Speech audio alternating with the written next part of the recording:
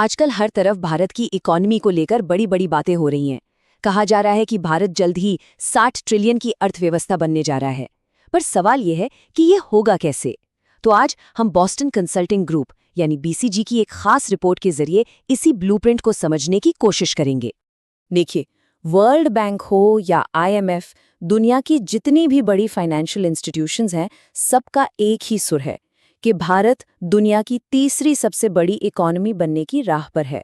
अब सवाल ये नहीं है कि अगर ऐसा होगा, सवाल ये है कि कब होगा।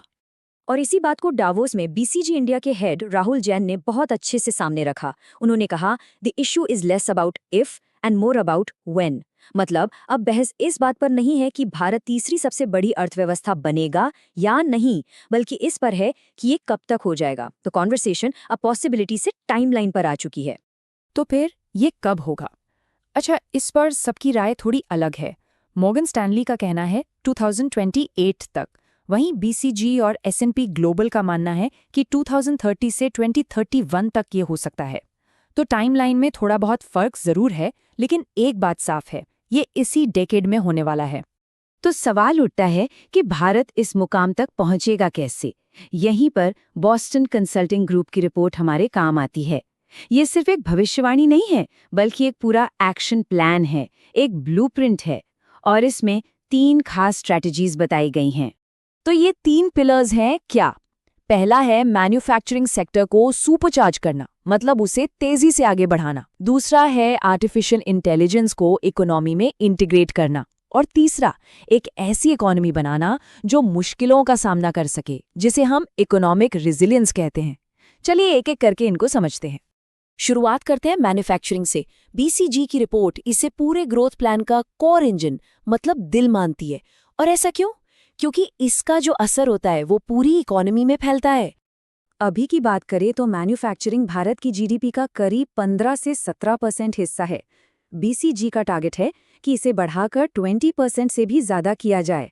अब सुनने में ये शायद छोटा लगे, पर इकोनॉमी के लिए ये एक बहुत बड़ी छलांग है। पर मैन्युफैक्चरिंग पर ही इतना जोर क्यों? ये सब जॉब मल्टीप्लायर इफेक्ट की वजह से है।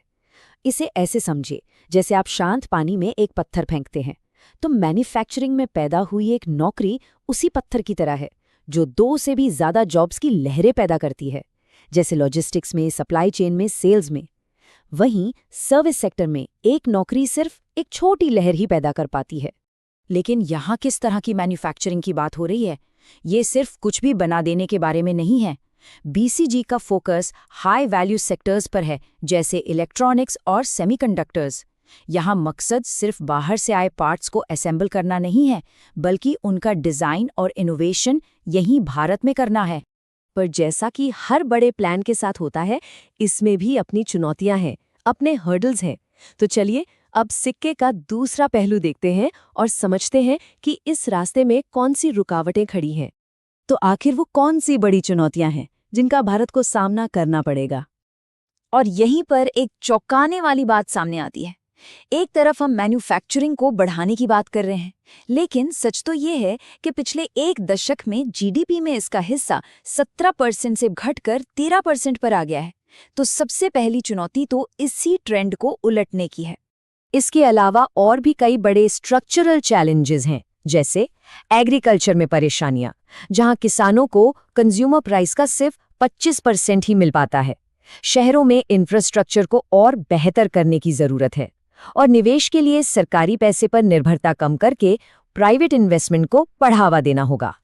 और यहाँ एक बहुत जरूरी बात पर गौर करना होगा। इकोनॉमिस्ट बिस्वजीत धर कहते हैं कि भारत भले ही दुनिया की तीसरी सबसे बड़ी इकोनॉमी बन जाए, लेकिन एक लोअर मिडिल इनकम देश का जो उसका स्टेटस है वो शायद न बदले। इसका मतलब क्या हुआ? इसका मतलब ये है कि देश तो अमीर हो जाएगा, पर यह जरूरी नहीं कि देश का हर नागरिक भी उतना ही अमीर हो।